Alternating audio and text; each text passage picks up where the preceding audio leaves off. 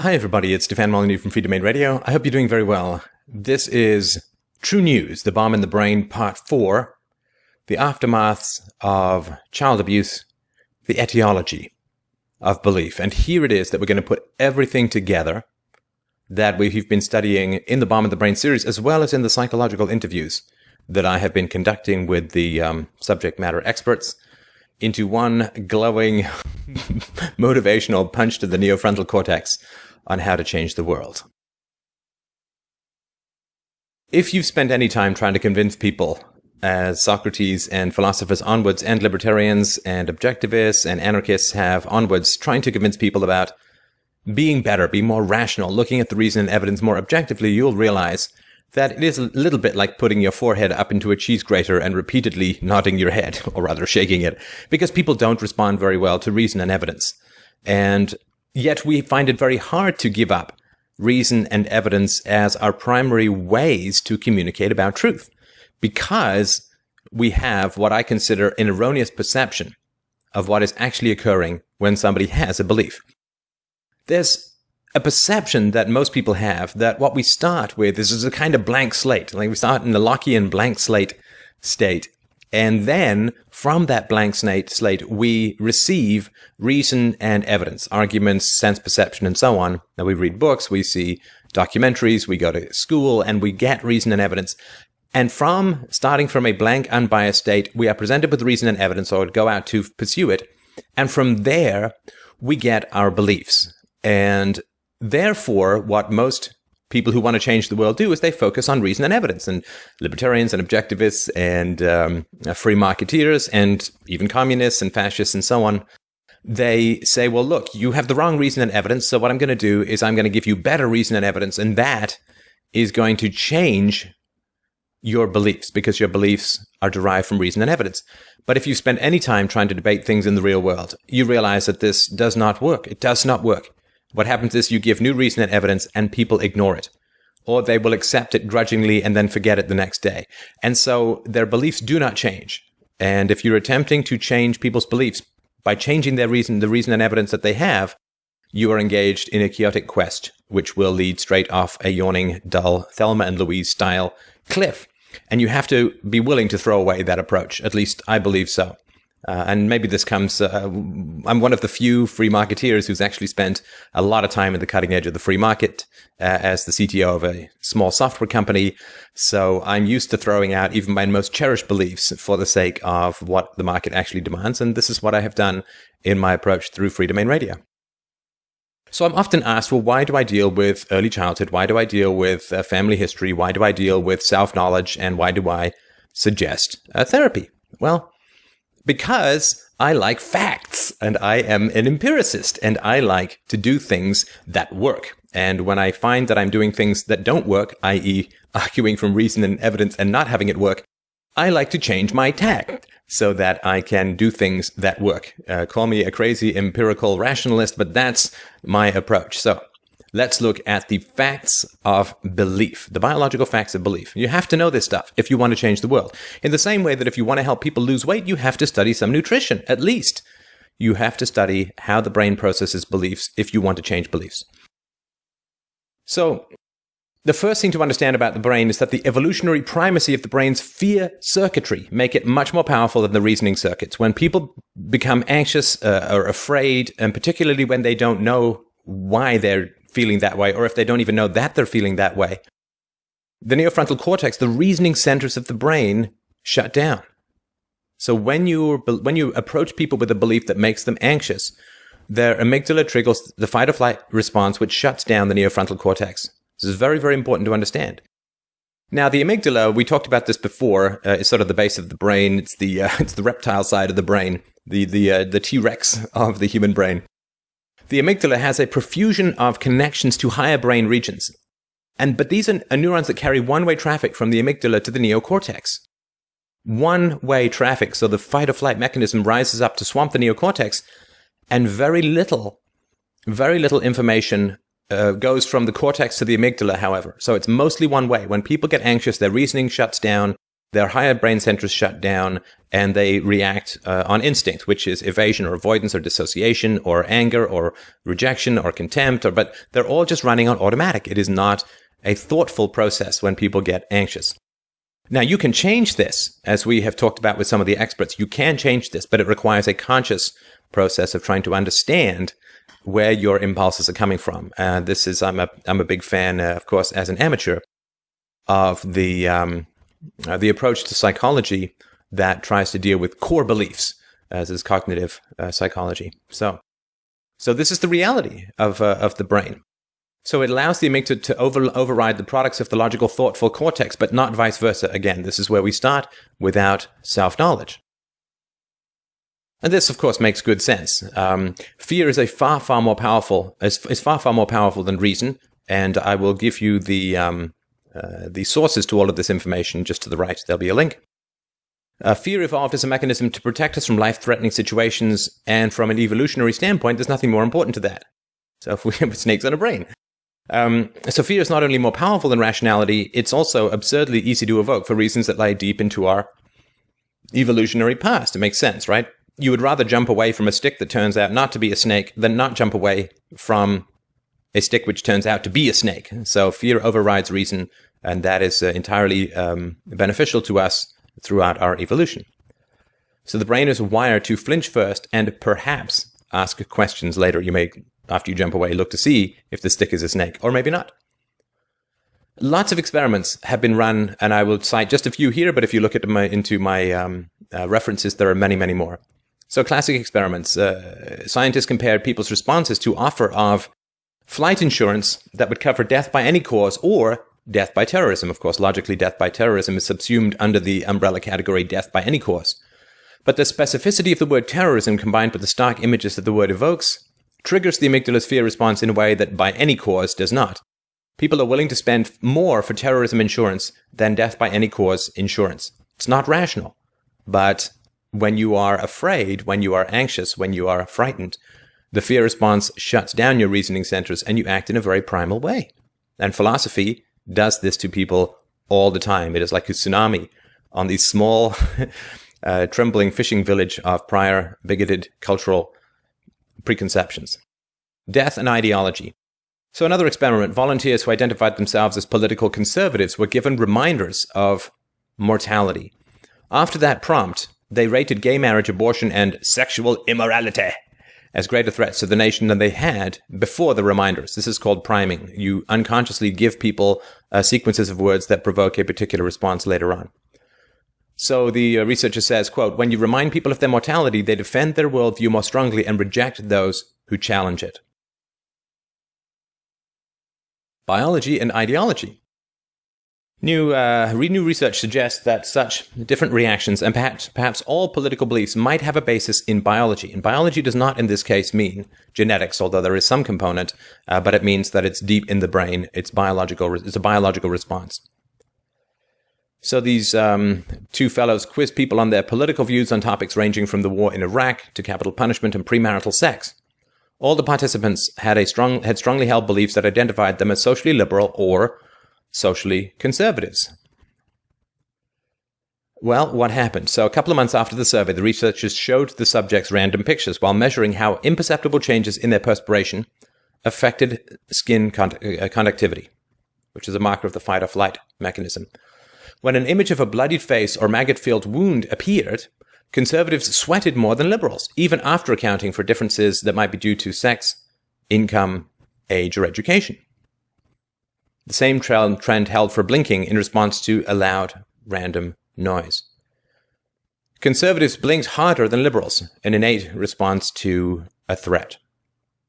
So conservatives are hardwired to respond to threats more strongly. So some genetic differences do underlie our political leaning. So if you have a genetic difference, say for instance that certain mutations affect how a region of the brain called the amygdala, which we've talked about, reacts to fearful images. If you have an amygdala that reacts more strongly to fear, then you are more likely to be a conservative. I know it sounds weird, but these are the facts which we have to work with. And whenever we get lost, we take out the compass of empiricism and science and we look for the facts. What about will. See, I'm sort of making the case that a lot goes on in our brains that we're not conscious of. And a lot goes on in the brains of those we talk to about truth and reason and evidence that they're not conscious of. So do we really will as much as we think we do? Well, when linked to electrodes, subjects were asked of this experiment to move their fingers, quote, at will. And researchers found they were able to identify 3 distinct blips in the electrical impulses of the brain throughout the course of action. The first was the readiness potential, i.e., I'm about to move my finger. Sometime after the readiness potential came the experience of willing the finger. And then there was a third distinct movement, which was actually moving the finger. The researchers discovered that the subject's readiness potential occurred distinctly before the subjects themselves perceived consciously wanting to move the finger. The experience of the conscious will, it appears, arises at some point after the brain has already begun the action. Right? So they're asked to move their fingers randomly, but the brain starts to move the fingers before they make the decision to move the fingers. The will is an effect of an unconscious impulse. In other words, the will, in this instance, is somewhat of an illusion. This is very important. Sorry, you know that. So free? Let's look at another one. Another study, researchers put a series of subjects into a transcranial magnetic stimulation device, which has been found to cause, through a directed magnetic impulse, the involuntary movement of different parts of the human body. Without explaining the operation of the device to the subjects, the experimenters asked them to move either their right or their left finger, whichever they chose, whenever they heard a click. The click was actually the sound of the device turning on and forcing the movement of a particular digit, left or right hand. Although the magnetic impulses led the subjects to move the finger they moved, the subjects nevertheless perceived that they were choosing which finger to move and then moving it, right? So the machine was sending an electrical impulse to make the fingers move, but the subject said, no, I chose to move it. Again, here the will is an illusion. Quote, when asked whether they had voluntarily chosen which fingers to move, participants showed no inkling that something other than their will was creating their choice. So will, and we'll get to free will in a sec, is an illusion in many cases. So the researcher says the experience of will is the way our minds portray their operations to us, not their actual operation. This is going to be crucial when we look at the development of belief in a minute or two. So here's another example. Subjects viewed a computer screen that flashed strings of letters and were asked to judge whether they saw words in what flashed. The screen would go entirely blank each trial, either after the subject pressed the response button or automatically after a very short time, if the subject failed to respond. The intervals were so quick it was difficult for the subjects to tell whether their response triggered the blank screen or whether it had automatically gone blank. One group of subjects, however, was subliminally primed with a flash of the word I or me. Subjects reported not recognizing it just prior to the flash of letters that they could consciously see and were to evaluate. So this is priming. This is giving you the words which you're not conscious of. They go into the unconscious. You're not conscious of them, I or me. The researchers found that subjects primed with the terms I or me were more likely to conclude that they had caused the screen to go blank than were the subjects who had not been so primed. The subjects, it seemed, quote, were influenced by the unconscious priming of self to attribute an ambiguous action to their own. The inscrutable unconscious. Our experience of will, then, is not only an internal illusion, in many cases, it is an internal illusion that is susceptible to external situational manipulation. Quote, this is from a researcher, the unique human convenience of conscious thoughts that preview our actions gives us the privilege of feeling we willfully cause what we do. In fact, however, unconscious and inscrutable mechanisms create both conscious thought about action and the action. Unconscious and inscrutable mechanisms create both conscious thought about action and the action, and also produce the sense of will we experience by perceiving the thought as the cause of the action. So while our thoughts may have deep, important, and unconscious causal connections to our actions, the experience of conscious will arises from a process that interprets these connections, not from the connections themselves. We feel the impulse, we act, and then we have a story or a belief about what caused our action. Let me say this again, because we'll be coming back to this and pounding it hard when it comes to political ideology. We feel an impulse, we act, and then we create a story about why we did what we did. This is called the positional effect. So subjects were asked in a bargain store to judge which one of 4 nylon stocking pantyhoses was the best quality. The subjects were not told that the stockings were in fact identical. The stockings were presented to the subjects hanging on racks, spaced equal distance apart. A situation would have it the position of the stockings had a significant effect on the subjects' quality judgments. In particular, moving from left to right, 12% of the subjects judged the first stockings as being the best quality, 17% of the second, 13% chose the third, and 40% chose the fourth, right? So it clearly is going up in a very staircase fashion. The most recently viewed pair of stockings. When asked about their respective judgments, most of the subjects attributed their decision to the knit or weave, sheerness, elasticity, or workmanship of the stockings that they chose to be of the best quality. So it was purely situational, or largely situational, but people made up these amazing stories as to why they chose what they chose. Subjects provided a total of 80 different reasons for their choice. Not one, however, mentioned the position of the stockings or the relative recency with which the pairs were viewed. Nobody got that it was the last stocking that people viewed as the highest quality.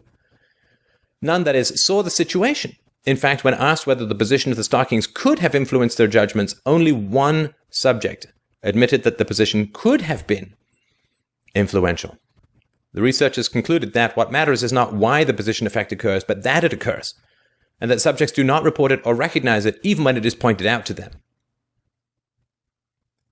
This is why Socrates started with know thyself. Know yourself. Look into your unconscious. Look into yourself. Introspection, self-knowledge, therapy is so essential, because otherwise you're being run by forces that are unconscious, and you will only create the illusion of the self, the illusion of will, the illusion of ideology, the illusion of philosophy after the fact. After you have had the impulse, after you have acted, you will make up a story about what you did. And most people do that, and that's not good. Consciously processed information can override these emotional and experience-driven biases if we devote enough time and attention to the decision. This is not my opinion. This is the opinion of the researchers. I happen to agree with it, so I think that's important. But we can examine and override these unconscious impulses if we devote enough time and attention to the decision and to self-knowledge.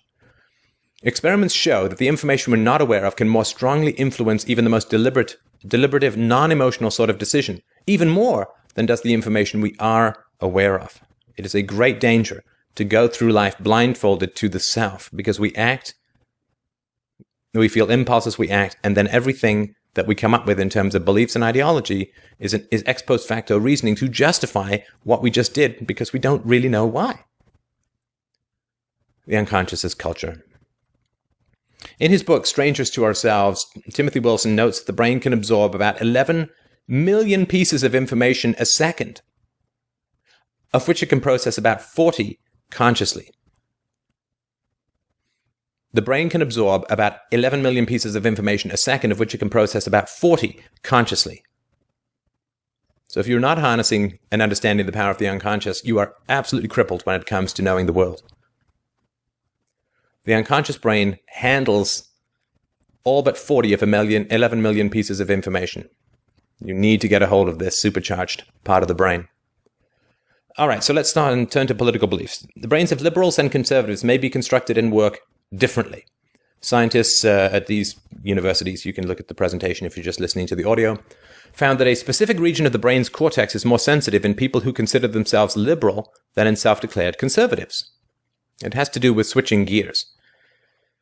The brain region in question helps people shift gears when their usual responses would be inappropriate, supporting the notion that liberals are more flexible in their thinking. I have criticisms of the liberal brain, which we'll get to, but let's look at the conservative brain. So a review of the research published in 2003 found that conservatives tend to be more rigid and closed-minded, less tolerant of ambiguity, and less open to new experiences. Some of the traits associated with conservatives in that review were decidedly unflattering, including fear, aggression, and tolerance of inequality. So, what was an experiment that was run?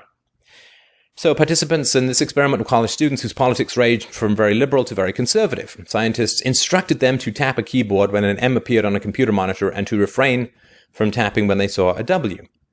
M appeared 4 times more frequently than W, conditioning participants to press a key in a knee-jerk fashion whenever they saw a letter. Each participant was wired to an electroencephalograph that recorded activity in their anterior cingulate cortex, the part of the brain that detects conflicts between a habitual tendency, pressing any key, and a more appropriate response, not pressing a key. Liberals had more brain activity and made fewer mistakes than conservatives when they saw a W. Researchers said liberals and conservatives were equally accurate in recognizing M. What were the numbers? They were significant. Liberals were 4.9 times more likely than conservatives to show activity in the brain circuits that deal with conflicts, and were 2.2 times more likely to score in the top half of the distribution for accuracy. Here are some brain scans of Democrat, Republican, and independent brains. You can see that what's being lit up is very, very different. You're dealing with a different animal when you're dealing with political ideology. The brain is different. If you're trying to change someone's mind, it is not just reason and evidence. It is more akin to teaching somebody a new language, or perhaps more appropriately, it is very much closer to rehabilitating somebody from an injury. The ideological brain is an injured brain. It is a damaged brain. And it is rehabilitation to make it better. It is not just an argument with reason and evidence. Overall, liberals showed higher tolerance for ambiguity and complexity on psychological tests, and that conservatives tended towards needing greater structure and order. Now, I have some criticisms here, which I'll just drop in very briefly. Structure and order are not bad things. Science and philosophy and math and engineering all rely on structure and order. And liberals a bit more in the highly relativistic postmodern camp of way too much ambiguity and complexity and not enough structure and order. So I don't view that as necessarily superior, but there are some significant differences between these two brain sets. Conservatism is quite associated with fear. When people fear death or terrorism or in a state of uncertainty, they tend to become more conservative. For instance, a study of World Trade Center survivors after 9/11 reported that 38% grew more conservative in the 18 months following the attack, as compared with only 13% who became more liberal. The politics is prejudice. Politics is bigotry. Politics is bias. So this is a very powerful study. Democrats and Republicans alike are adept at making decisions without letting facts get in the way, an 2006 study shows.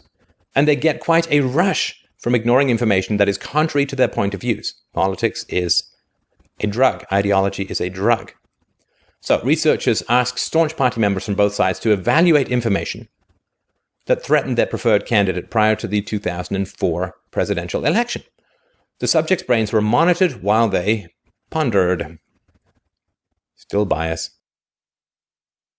The researcher says, quote, "We did not see any increased activation of the parts of the brain normally engaged during reasoning," said the director of clinical psychology. Quote, "What we saw instead was a network of emotion circuits lighting up, including circuits hypothesized to be involved in regulating emotion and circuits known to be involved in resolving conflicts." So people are presented with information contrary to their biases, and their reasoning centers do not activate.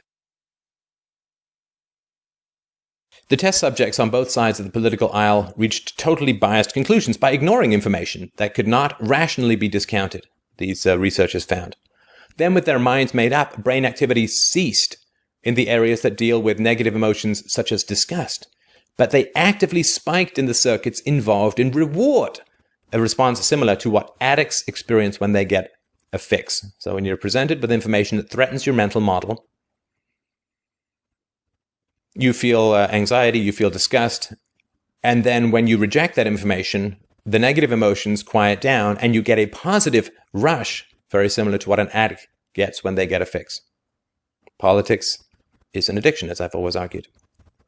The study points to a complete lack of reason in political decision-making, and for those of us who argued politics or philosophy or libertarianism or objectivism with people, we know all about this. I'm just pointing out the physiological basis. And the reason I'm doing this is to help you avoid the Randian trap of disgust and horror and revulsion at the world for being so irrational and so hypocritical. Well, we're dealing with brain damage, people.